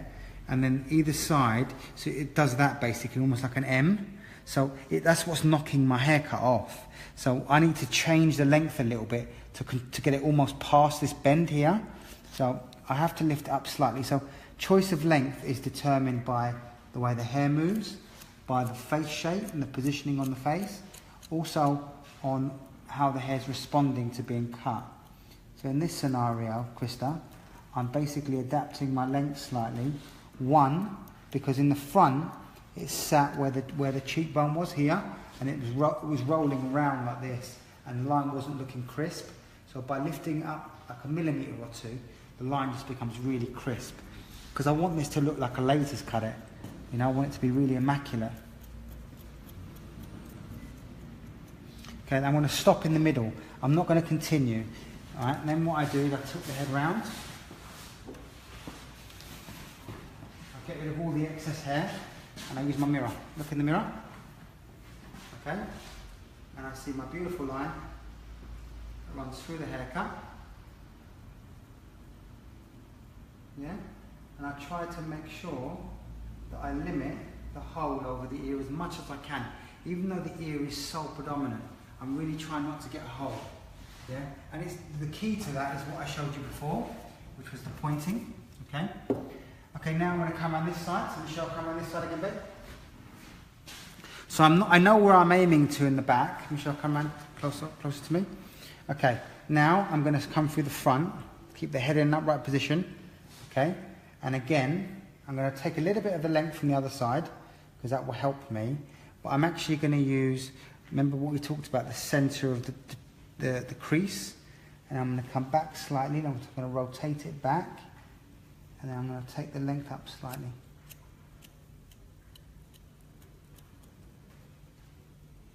And by doing that, my line's going to sit much... Can you see it's bending inside that crease? It's kind of rotating. I don't know if you can see that very well. Yeah? Can you see that where it's collapsing here? So what I'm going to do, by lifting that up a couple of millimetres, it won't hit that jaw there, and my line will be really, really clean. So again, focus on the root. Make sure the hair is coming straight down. Okay? Can you see? There it is. Then I'm just going to secure the hair. Okay? Because it's in that awkward bit in there, what you do is you get your scissors underneath, lift it up, you place your comb, you tap it in your comb, and then you establish the line. Don't let go until it's perfect, because picking it back up is very difficult. So make sure it's perfect before you let it go from your comb. Johnny, Rowan would like to know, for precision cuts like this, how long does it take you? It takes in the salon about an hour. But what I'm doing today, because I'm slowing down, I'm talking, I'm interacting a lot more with the camera, so it's a bit different. But normally this should take you an hour. Yeah? All you do, really, is comb it once and cut it once, and you just focus on talking about, you know, jibber jabber with the customer while you put the basic shape in. And then spend 20 minutes, half an hour, really refining the haircut once it's dried. Okay? Ideally, what you've got to remember as well is that the initial shape, you want to take maximum 10 minutes putting it in. Maximum 10 minutes. Because anything longer than that, you just simply don't have the time in the salon. If you've only got an hour, we work by hourly appointments. So if you've only got an hour, you're not going to, don't worry about this. You see this bit here? I'm going to cut that when I do all my pointing thing that I was showing you before. So don't worry about that now. Don't go cut. A big mistake people make is this. That's a very good learning curve here. Look. Now, if the head is upright, okay, and the head is going straight down, okay, the line works clean, okay? Now, as soon as the head goes down, all this hair, gravity pushes it forwards, and it builds up the weight there. And then people go, oh no, look at that. And then they go cutting all that off. And then when the head goes back up and you go to the natural position, you get a big hole here. So try and avoid, always focus on the natural fall, because that dictates how the line sits. Don't let the gravity push the hair forward when you're working it, okay? Now, again, you come through, and like I showed you before, thank you, Eliza, we're going to take horizontal sections. Remember the very first section, which is the external shape, okay? We're literally just going to leave that slightly disconnected, so we're not going to work too much on that. Put the comb and the scissor, secure it. Do not use too much tension. You just point the hair in, okay? You can see this side, the ear is slightly more predominant, so it has a bit more of an effect on the external shape. So if you tuck it, I still get this really long bit, can you see? So you're always, in this scenario, you're always in this kind of divvy-davvy bit. So you're better off leaving it over the ear slightly, okay, the first section, okay, secure the hair, okay, then the second section, we start to do our pointing like I showed you before. So pick that hair up, leave that hair out, and we diffuse, we completely diffuse the weight that sits in that area, behind the ear and in front of the ear. And again, we're going in a good centimetre deep, okay? And what that's going to do is going to stop the hair or that weight from building up in the danger area. And in this haircut, we'll know the danger area is basically that corner. Do you remember that corner I showed you before? That's the corner of weight. And that area is where we do our pointing. So as the hair sits down flat, it just swings in that area with very, very little density, so it doesn't affect the weight on the line. Can you see how it just diffuses itself? And again, next section. Try and control your neck if you can, babe, please. Ignore that hair, we've already cut that hair, so we mustn't touch that hair again. Okay, comb the hair out, and again, we're going to diffuse the weight that sits in that area.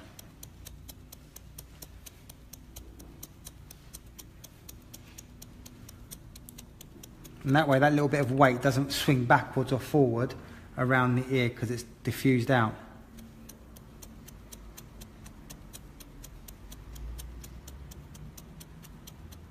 Good. So as the hair falls down, can you see? It just disguises itself in that area.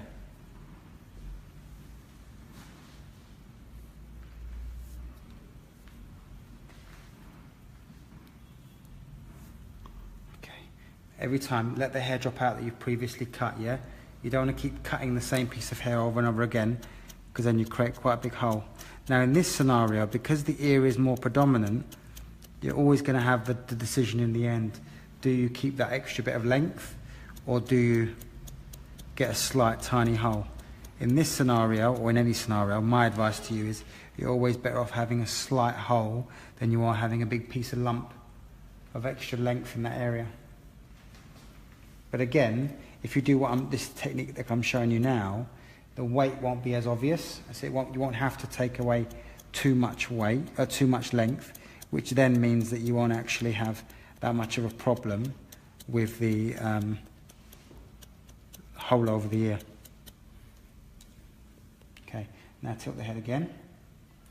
Focus on the roots. Forget that. Focus here first. Get that going down. And again, can you see now, I've reduced the density there. I've still got a little bit of excess there, okay? So then, just secure the hair and just follow that through. So that way, in that area, in the danger area is slightly diffused. Can someone hit that iron?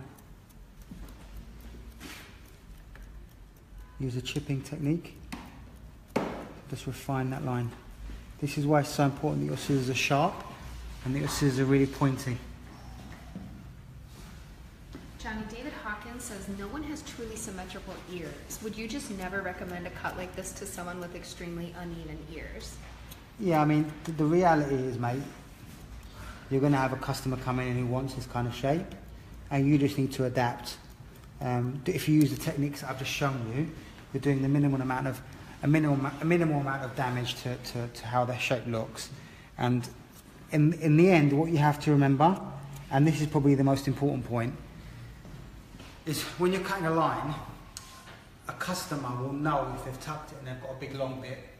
They won't know if they've got a little bit of a hole there. Yeah, so you're better off having a tiny hole than you are having this big lump. But if you do what I've shown you, you can try and have no hole and no lump, okay? And that's the goal, that's the end game. But some ears are more predominant than others, but if you look, can you see carefully in the mirror? Even though I've got this quite predominant shape, I've diffused it there so it doesn't look so obvious that there's a massive hole. Yeah, but if you separate it over the ear, it looks like you can't really see that there's a tiny hole because it's diffused. Yeah, can you see that? It looks like the line's solid. Yeah?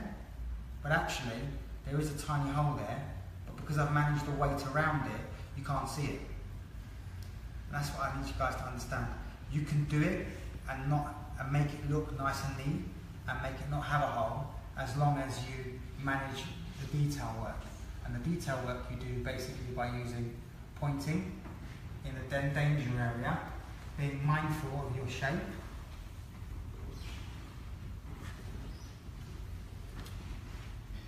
We had a question a little earlier in regards to detailing and refining your external shape. Okay. It's from Mo Stenson in Chicago. Mo Stenson from Chicago. That's my girl. That's your girl from Chicago, isn't it? Yeah.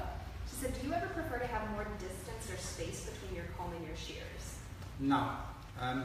For me, I need it to be, can you see how the head's tilted the wrong way? So I need to get the head tilted properly. And that way I can really look at my line and see where the problems are. So I can see, can you see how I'm actually slightly higher on this side? I need to square that off more. Can you see that? This side's higher.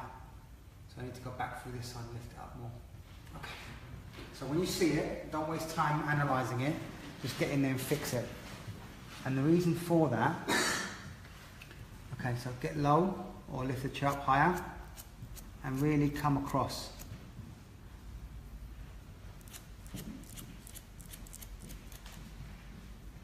Okay. Get down.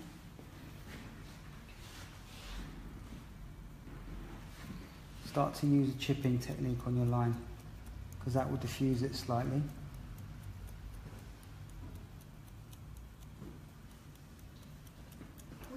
Question about what type of shears you're using. Okay. Scissors. So I'm using the Allilon wings. Okay, they're actually straight edged rather than offset. These are slightly more classic in feeling. Okay, and they're very good for working detail work, as you can see what I'm doing now. Now you see this bit here, guys. Do not cut the hair with the head down. Lift it back up and then comb the hair down to the natural fall. Okay, and we're going to go over it again. And this time we're going to lift the length up slightly.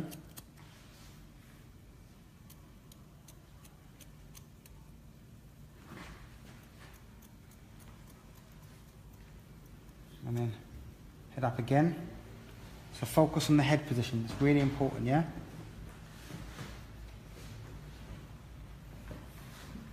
Comb it down, secure it, and cut it. Don't waste time, don't faff around.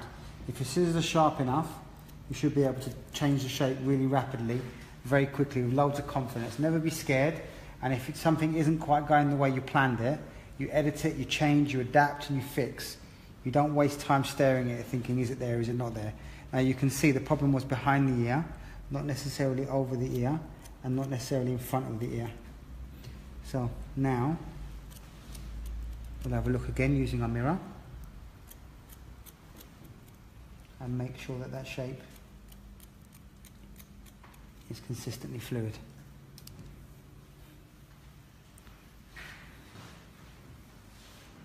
Okay, let's have a look again. Spin the chair around. Head upright as normal. Tilt the head down slightly. Pull the hair where there's some light so you can see it better. It's hard not to get the camera in the shot.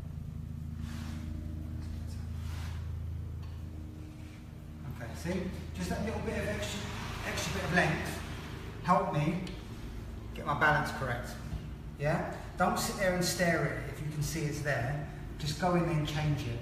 Don't spend too much time. There's something happening here. Can you see that? Now, I don't know if that's a shadow. So what I need to do, can you see there? Just there? So I need to basically, I know where it is. Spin the chair around. Come on here, Michelle, so you can look over my shoulder, babe. There it is. Can you see there? There. That little bit there. So what you do is you comb the hair down to the natural fall. Yeah, don't comb it forward. Look at the root, comb it down to the natural fall, and then gently, with the tips of your scissors, work that line. Use a chipping technique. It's actually the shadow, if I'm honest, but anyway, we can still refine a bit more if we want. Get it as clean as possible. There it is there, that little bit there it is, that tiny bit of length there. Can you see it? Just nip that away. Good. And keep going until you're really happy with the fluidity of the line. Remember, the point where you say you're finished is the point where you're setting your standard. So make sure that your standards are nice and high. You're constantly refining, constantly personalizing, constantly aiming for that level of perfection in your shape. Yeah, remember, it's easy to stop. It's hard to keep going.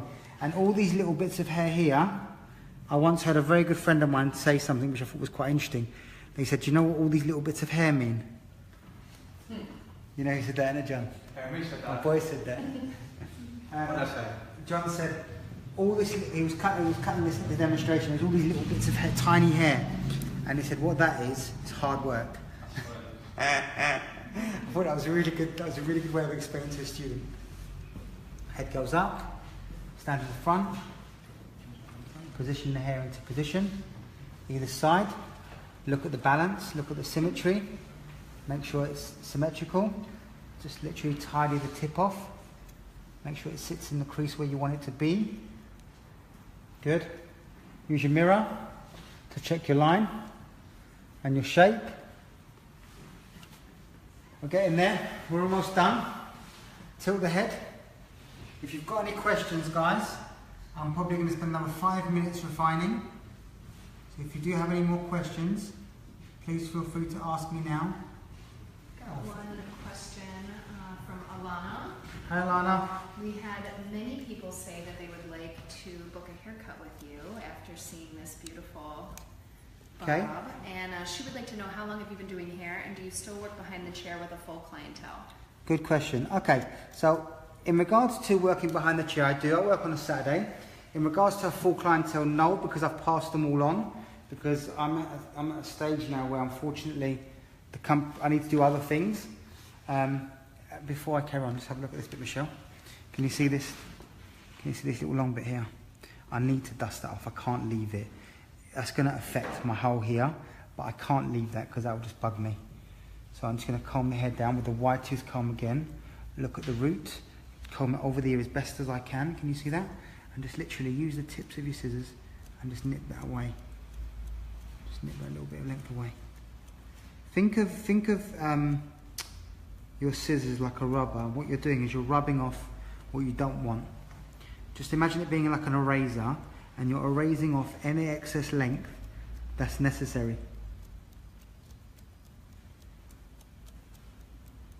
Just use a point, like a chipping technique, just to get that line beautiful. Yeah, really important how it's looking. Okay. All right. So I'm looking in the mirror again, Michelle. Look in the mirror. I've got that, can you see that extra little bit of length there that's protecting my hole? Oh, I want to get rid of it. I'm going to have a little hole, but I have to, otherwise that's going to irritate me. So I'm going to tuck it. Watch what I'm going to do. Can you see that little bit of length there? That's your problem. I don't get a hole by keeping that, but by keeping that bit there always is going to irritate me. So what I'm going to do, I'll show you what I'm going to do. Watch this.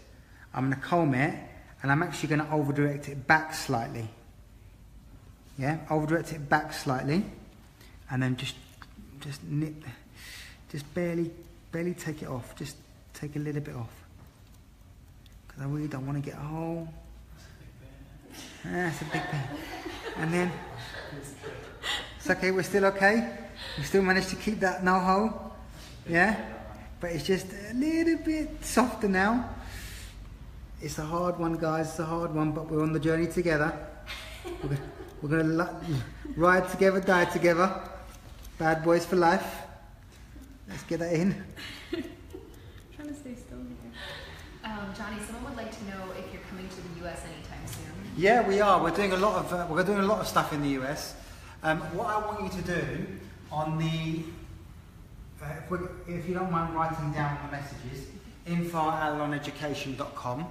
If you're interested in education with Allilon, and you want to learn how to do shapes like this in a lot more in a classroom environment with people like the guys you see in this room today, if you want to email info@Allilon Education, it's ALLILON, so ALLILON education.com. So info@alliloneducation.com. If you want to email that email address, we will then be able to talk to you about tools, about classes, about where we're going to be each year. Lisa, can you come give me a hand? I'm basically going to be doing quite a lot of education in America this year. There is quite a few dates that we're opening up, classes. It will be in different states within America. I know I'm doing something in Chicago, I'm doing something in LA, we're doing something in San Francisco, we're doing something in Cali. We're doing quite a few different trips. So we're going to be releasing quite a few dates. So if you email us, we can then basically message you back the relevant dates and where they're going to be. And we can have your email addresses to contact you to discuss all that information. So going back to that question, do I do a lot of clients every week? The reality with me is that, like any career, you become half decent at something and then you end up basically evolving your job role. So now I focus mainly obviously in the classroom and a lot on our team. That for me is a #1 priority, because the stronger our team is, the stronger our education is going to be, the stronger our salon business is. If you are interested in courses, the first course you have to do is the Allilon Education. It's the primary shapes course, which is basically our main course that we do. Okay? And then any other course you do comes subsequent of the first course, which is the primary shapes journey. Lisa, do me a favour, hold this for me. I'm going to check it from the front, working back as well, and then I'm done, okay? All I'm doing now is really checking my internal shape one more time, just to make sure it's perfect, or as best as I can get it, and then I'm going to finish, okay? If you could do me a favour, Michelle, if you go into the drawer and get out a starter pack, I want you to bring it and show the camera the journey, so I can quickly explain the education journey. I want to thank you guys for giving up your time to watch this me cut this haircut. It's been an interesting journey with it, lots of different moving pieces. If you open it up, Michelle, and show the guys the journey. Okay, so this is Michelle, guys. Michelle's here from Toronto doing teach training. If you want to open up to the journey. Good. So the first course in the journey is the primary shapes course, which is this one. This is the cutting journey. Primary shapes, primary mechanics, primary disconnection, advanced disconnection, barbering, and then the collection course. The barbering course is actually men's grooming, men's hairdressing. So for those of you who are barbers out there, or men's hairdressers, or do a lot of men, that will be the course that you want to aim for. For those of you who are interested in cutting any type of hair, including men's hair, you all need to do the primary shapes first, because the primary shapes is the course that helps us learn our language as well as the basic fundamental mechanics. So I'm coming towards the end of my shape. I'm just checking the shape through. I'm going to use a lot of tension now. 2 minutes and then I'm done. And just so you know, Johnny, Carol Kozlowski asked a little bit ago if you could please show this haircut on diagrams. I'm gonna. So yeah, I asked Jonathan to I'm start gonna. drawing them. I don't know if Jonathan saw how that. John, horizontal sections. Actually, I started off by taking a vertical section from the top of the head to the top of the ear, John, isolating the front from the back. Then I combed all the hair in front of the ear down and cut a square cutting line. Starting in the front? Yeah, started in the front. Horizontal sections, natural fall, square cutting line. Then my sections worked back through, from the back to the front, like you'd cut a normal square line. Back to the front? Yeah, from the back to the front. Cutting a normal square line. The back one. Separate it over the top, yeah. Yeah. So I work the front zone first, John. Now be careful here, be careful of the tension here because of the neck and the skin. Don't use a lot of tension in that area.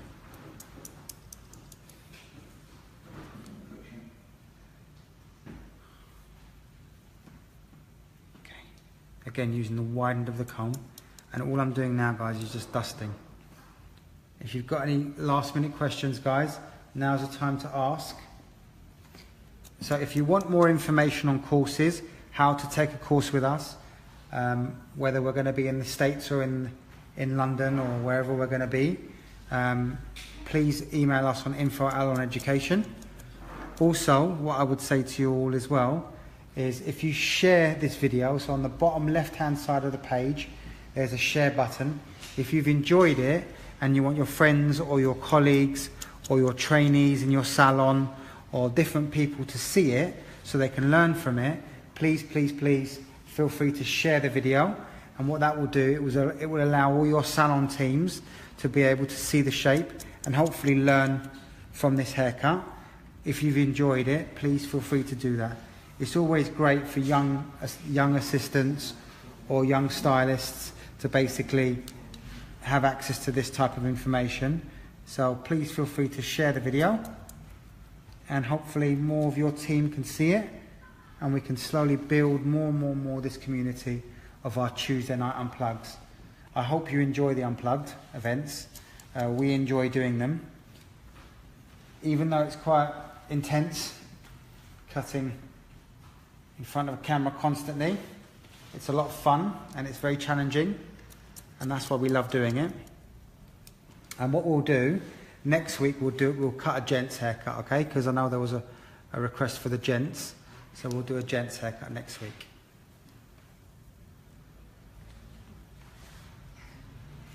Carol Zeed would like to know, when will you finish? It's perfect. Oh, no, it's not perfect. It's definitely not perfect, Carol. What we have a saying at Allilon, Jana, John, Krista, what's our saying in regards to when you've finished? Do you want me to answer it? Yeah, let's do it. Well, let Jan answer it. When Jan should know. Over here. Jana, when you say you're finished? When you think you've finished. When you say you finish, you understand. You've only just started. Good. So when you think you've finished, you've only just started, yeah? And that's the key. Because it's this attention to detail that makes your haircut different from everybody else's. It's the point where you say, my standard, I'm finished, is the point where your standard is. And if you can see every time, I'm just dusting and refining and really making it as perfect as I can. It's really important, guys, that you push yourselves. When you think you've just finished, just check it one more time. Refine it one more time. Because that little extra check is the difference between the haircut being okay or being your standard and your quality. And at the end of the day, we all need to work on making sure that our quality is higher. The work that we're producing is more pure and more beautiful. And the more we check it, come on that side, Lisa. The more we check it, the more beautiful the shape becomes. Also, what you've also got to think about is the warmth from your hand, when you're working it, starts to make the hair even more shiny.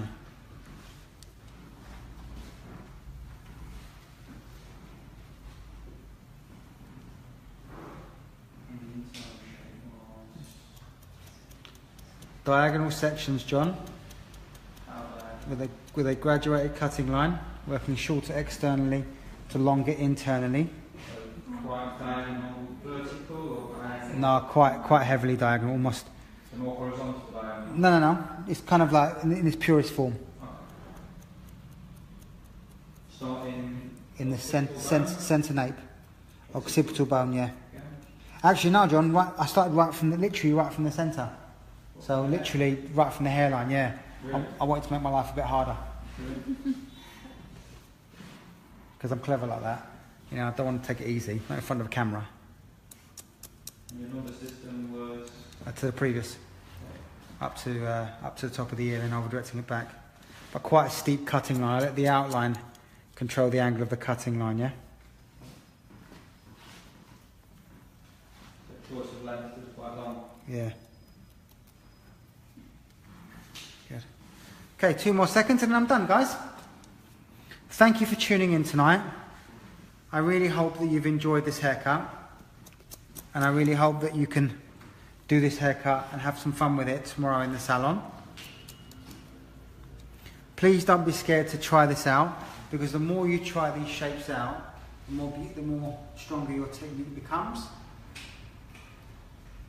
The more fluid your shape is.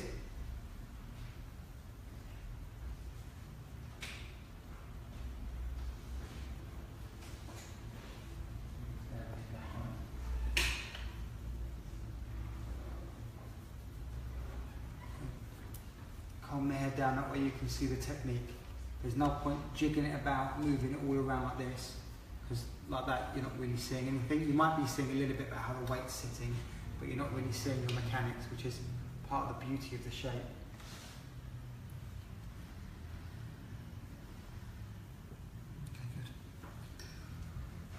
Okay, what I'm going to do now actually, guys, just one more thing. With my layering through the top here, I'm just going to go through and I'm going to gently just point the tips of it, again just so it shimmers.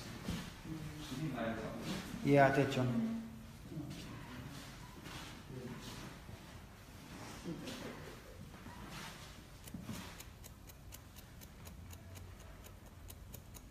Just soften it through.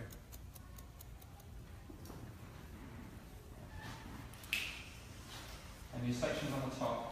Was from the crown to the forehead, Yeah.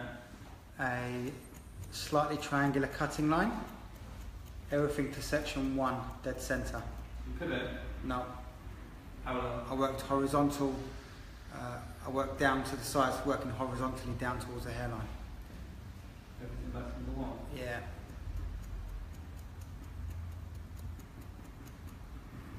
Good. Okay, one last thing and I'm done. Tuck the hair behind the ear. Come on here, Michelle. Tuck the hair behind the ear. Really groom the hair there. Look at how it sits. Nibble for any last minute little touch-ups. A little bit of detail work. Other side, same. Stay there, Michelle. Let me play to you.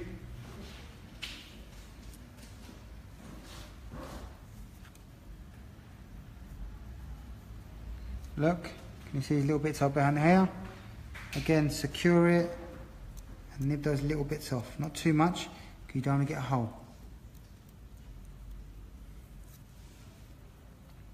A bit more, because that's it's a bit too obvious. Just use a chipping technique. There you go.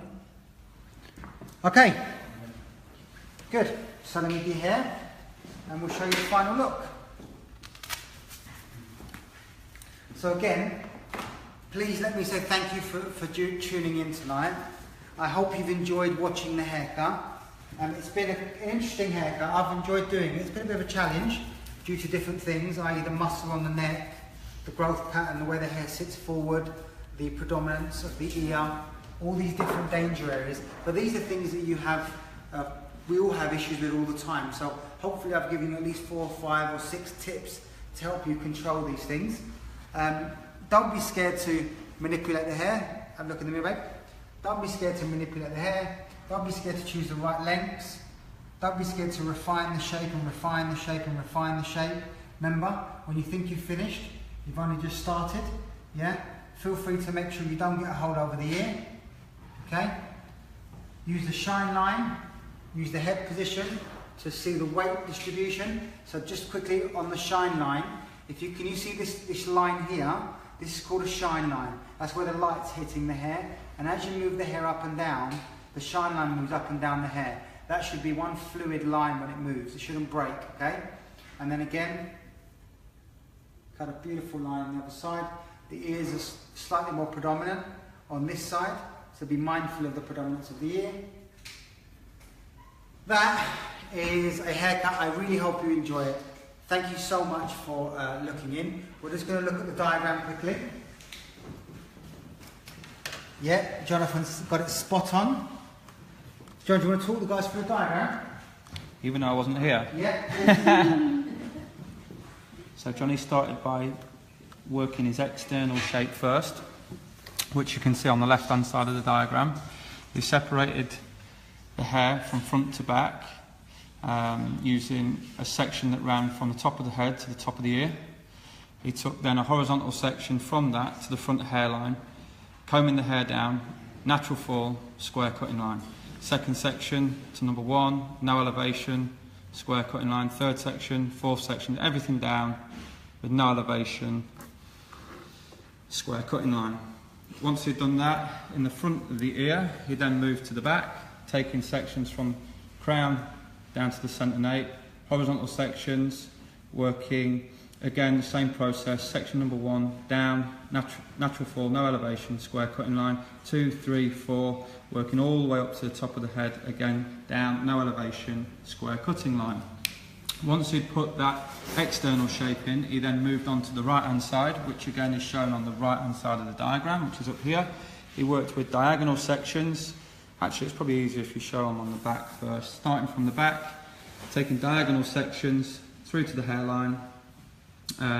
Using elevation, it's all about the choice of length. My advice is that the shorter you go, the more weight you're going to remove from the external shape. So use the external shape as your guide, like Johnny probably did. Then his sections were working up through the haircut, section 1, 2, 3, 4, and 5, and you can see the direction in which he was over-directing and elevating by the solid red lines. That means this cutting by numbers was 1 straight out, 2 to 1, 3 to 2, 4 to 3, 5 to 4, 6 to 5. Once he'd got up to the top of the head, or where the top of the ear, he continued his sections through to the front hairline, and in here he used a lot more over direction. So he's still elevating, but he's using a lot more over direction. And what you can see here is that is Johnny's cutting line. So his horizontal shape, he used a square cutting line. The dotted red arrows are showing the hair to the cutting line, which was obviously a lot of over direction. Okay? I think that is about it. Yeah, cool. All right. Thank you, John. No problem. Guys. Thank you. We can say thank you to our model. Thank you. We'll see you next week. Have a lovely day. Thank you so much for tuning in. Bye. Bye-bye.